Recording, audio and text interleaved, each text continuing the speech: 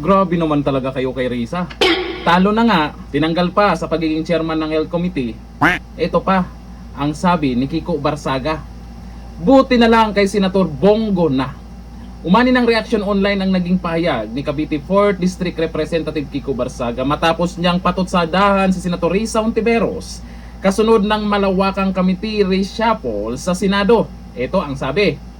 Buti na lang kay Senator Bongo na ang Health Committee. Si Insertion Queen. Insertion Queen daw. Si Insertion Queen pala yung chairman noon. Grabe naman kayo. Insertion Queen na naman tawag nila kay Risa. Nakaraan PhilHealth Queen. Wala ba kayong tuwala kay Risa? Pero sa totoo lang, karapat dapat talaga na si Senator Bongo ang chairman ng Health Committee. Kasi naman, si Senator Bongo ang totoong may malasakit talaga. Ang tanong ngayon, itong si Risa, mag-iingay pa rin ba para tapatan si VP Sara? Baka naman, malamang, tameme muna. Lumabas ang naturang payag matapos tanggalan ng committee chairmanships. Ouch, it hurts, you know.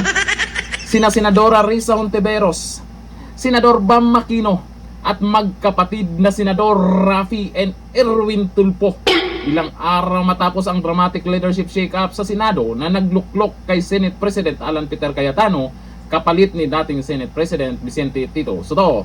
Sa ilalim ng bagong committee assignments, si Senator Bongo ang pumalit kay Hontiveros, dapat lang, bilang chairman ng Senate Committee on Health, habang si Senadora Loren Legarda naman ang pumalit kay Bam Aquino sa Basic Education Committee. Si Senador Rodante Marcoleta naman ang itinalagang bagong chairman ng Committee on Public Services, kapalit ni Raffy Tulfo. Wala pang reaksyon mula kay Hontiveros kaugnay ng patutsada ni Barsaga.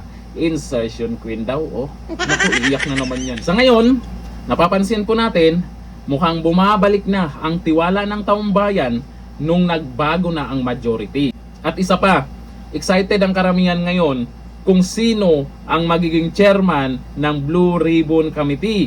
Kasi kaabang-abang ang magiging investigasyon kung ipapatawag yung 18 ex-Marines. Naku, may mga kinakabahan ng mga buhaya dyan. Kaya inaasahan naman natin na may mga talunang senador dyan na hindi pa rin makamove on. Nabulaga sila na mapalitan bigla yung liderato sa Senado. Dahil yan kay Senator Bato. Ngayon, eto na. May mga pinalitan na. Tahimik na muna sila. Nag-iisip yan kung paano mapalitan agad si Senator Cayetano, malamang. O ayon dito sa mga nagkomento, sabi ni Hadja Farhana, makinig ka Risa kung ano yung sabi ng mga tao. Kaya pala malakas ang loob na tatakbo ng Pangulo kasi hawak niya ang bit. Ngayon kaya, malamang tahimik. Sabi ni Jax Ventores, sa wakas, mauumpisahan na ang tunay na serbisyo publiko. Sabi ni Jeng, yang si Risa Hontiveros, may atraso pa yan si PhilHealth. Teka lang, totoo kaya yon yung tungkol sa PhilHealth na yan? Itinanggi na ni Risa yan. Pero hanggang ngayon, hindi pa rin makakalimutan ng mga tao yung tungkol sa PhilHealth. Ay Risa, eto, ibig sabihin na ito, mas natutuwa sila na napunta kay Senator Bongo ang Health Committee. Kasi kay Senator Bongo, wala naman silang maibatong, anong maibato nilang hindi maganda kay Senator Bongo. Talaga namang yan ang totoong may malasakit. Kay Senator Risa, ito, ang daming mga sinasabi tungkol sa kanya, PhilHealth Queen, Insertion Queen, di ba? Dapat lang talaga kay Senator Bongo. Sabi ni Marita Subog, yan ang karapat-dapat humawak ng health dahil malasakit center na marami ang nakinabang sa programa na yon. Congratulations, Senator Bongo. Buo ang tiwala ng taumbayan sa iyo. Ay, Risa, iyak-iyak na naman yan. Tahimik muna kasi baka kung anong lumalabas sa bunganga mo, mapasama ka lang Tsaka na yung eleksyon 2028 kasi wala ka talagang pag-asa doon. Pwedeng tumakbo ka na lang ng try nyo muna sa barangay election. Kasi itong si Risa, sa pagkasenador pa lang, mukhang malabo na.